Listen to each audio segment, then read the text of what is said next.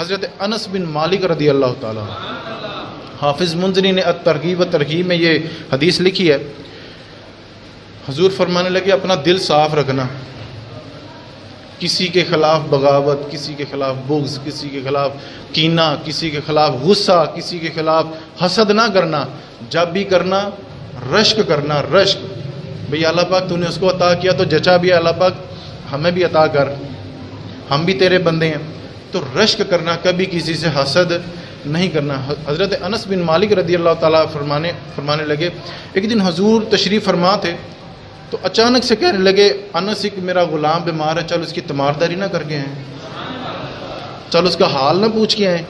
اور یار وہ کتنا خوش نصیب بیمار ہے کہ جس کا حال پوچھنے نبی کریم خود آ گئے۔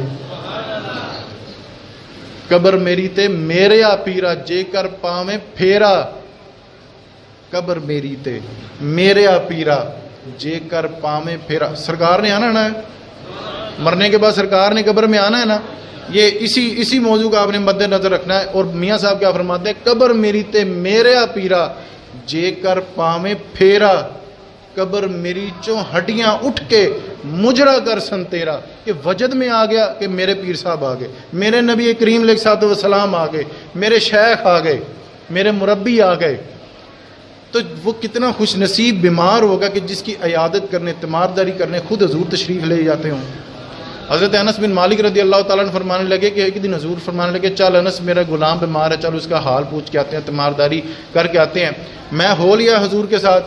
جب ہم وہاں پر گئے تو ہم نے اس صحابی کو جب دیکھا تو ہم نے چونکہ پہلے دیکھا تو تب وہ فربا تھا اور جسم پر گوشت تھا، طاقتور تھا، تندرست تھا، لیکن اب وہ اس طرح سے جیسے چڑیا کا بچہ ہوتا ہے، صرف ہڈیاں ہی رہ گئیں، چہرے پر گوشت کوئی نہیں، بالکل سوکھ گیا، بیمار تھا، اتنا لاغر تھا کہ اٹھ کر بیٹھ بھی نہیں سکتا تھا۔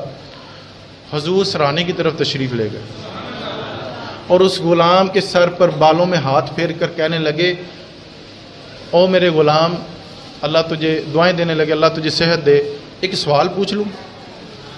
تو وہ غلام کہنے لگا یا رسول اللہ میری کہ آپ پوچھیں، یہ میرے وقت کہ آپ مجھ سے پوچھیں۔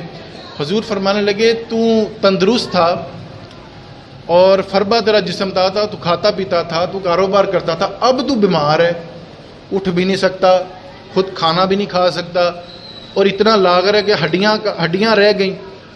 اب یہ بتا تیرے رب کے بارے میں کیا گمان ہے؟ جب بندہ تندرست ہوتا ہے نا تو اللہ کا اس انداز سے شکر نہیں کرتا، لیکن جب بیمار ہوتا ہے نا تب شکر کا انداز کچھ اور ہوتا ہے۔ لیکن معاذ اللہ یہاں پہ ہمارا ماحول کچھ ایسا بن گیا، ہم بیماری میں بھی ہائے ہائے کے وقت گزار دیتے ہیں، اللہ کا مزاج نہیں۔ حضور نے اس موقع پر پوچھا کہ او میرے غلام تو یہ بتا کہ اس حالت میں اب جب کہ تو بیمار ہے، اٹھ نہیں سکتا، کاروبار نہیں کر سکتا، اب تیرے رب کے بارے میں کیا خیال ہے؟ جب اس نے یہ بات سنی، حضور نے جب یہ سوال کیا تو حضرت انس بن مالک رضی اللہ تعالیٰ کی طرف اشارہ کر کے کہنے لگا کہ مجھے اٹھا کے بٹھاؤ۔ آپ نے تھوڑا سا سہارا دیا، اٹھ کر بیٹھے تو کہنے لگے یا رسول اللہ اب میں بیمار ہوں، کھا نہیں سکتا، چل نہیں سکتا، اور اس حالت میں میں یہی گواہی دیتا ہوں کہ جتنا کریم میرا رب ہے نا، جتنا مہربان میرا رب ہے نا مجھ پر، اس حالت میں بھی اس نے مجھے جو توفیق اللہ کی دی ہوئی ہے، یہ تھوڑا کرم ہے کہ میرے نبی میرے کاشانہ نور میں آ گئے، اور پھر اس حالت میں اللہ کر رہا ہوں۔ یہ کہتے کہتے اس صحابی کی آواز باہر آئی، آنکھوں سے آنسو نکلے اور کہنے لگے کہ اب مجھے لٹا دو۔ یہ لفظ کہنا کہ میرا رب بڑا کریم ہے، بڑا مہربان ہے، مجھے بڑا نوازا ہے۔ جب اس کو واپس لٹایا گیا تو حضور کے چہرہ انور پر نظر، کلمہ پڑھا تو روح ہی پرواز کر گئی۔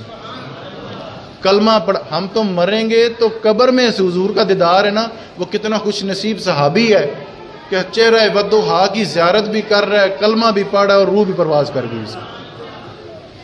حضور کے آنکھوں میں بھی آنسو آئے اور حضور جب ان کے گھر سے باہر نکلے تو حضرت انس بن مالک رضی اللہ تعالیٰ عنہ سے کہنے لگے انس تجھے پتہ ہے اس کا دل اللہ کے ہاں کتنا صاف تھا، کتنا مقبول تھا، اگر کسی جنتی کی زیارت کرنی ہے نا تو میرے اس غلام کو دیکھ لو، اگر کسی جنتی کی زیارت کرنی ہے نا تو میرے اس غلام کو دیکھ لو۔ کیوں بھلا؟ دل صاف تھا، دل صاف تھا۔ اعلیٰ حضرت فرماتے ہیں کہ اپنے دل کو نا کام لگا دو، یہ دنیا داری میں اس کو مگن نہ کرو، دنیا داری کے پیچھے نہ لگاؤ، اپنے دل کو کام لگا دو. دل ہے وہ دل جو تیری یاد سے معمور رہا، اور سر ہے وہ سر جو تیرے قدموں پہ قربان گیا. للہ الحمد، میں دنیا سے مسلمان گیا، میں دنیا سے مسلمان گیا. اللہ تعالیٰ سے دعا ہے کہ جو میں باتیں آپ سے کر سکا ان کو سمجھنے کی اور عمل کرنے کی توفیق دے، اور اپنے دل کو صاف رکھیں. چند باتیں میں نے خصوصی طور پر آپ سے گزارش کرنی تھی کہ کبھی بھی کسی کو حقیر نہ سمجھیں، کبھی بھی کسی کو نیچے کرنے کی کوشش نہ کریں. اگر اللہ نے آج اس کو اولاد دے دیا تو آپ دعا کریں، وہی رب اس کا ہے، وہی رب ہمارا ہے. اگر اللہ نے اس کو عطا کیا تو آپ بھی اس کے ہاتھ سجدہ کریں، دعا کریں، اللہ آپ کو بھی نوازے گا. رشک کا مزاج بنائیں، رشک کا مزاج بنائیں. جب سے یہ حسد آیا، اپنے بڑے ہی اپنے تھے لیکن وہ آج بیگانے ہو گئے. آپ رشک کا مزاج بنائیں، تھوڑی سی نرمی رکھیں، اپنا مزاج کو بدلیں. وہ بڑے جو بیگانے ہو گئے تھے نا، وہ بھی آپ کے اپنے ہو جائیں گے. وآخر دعوانا الحمدللہ رب العالمین.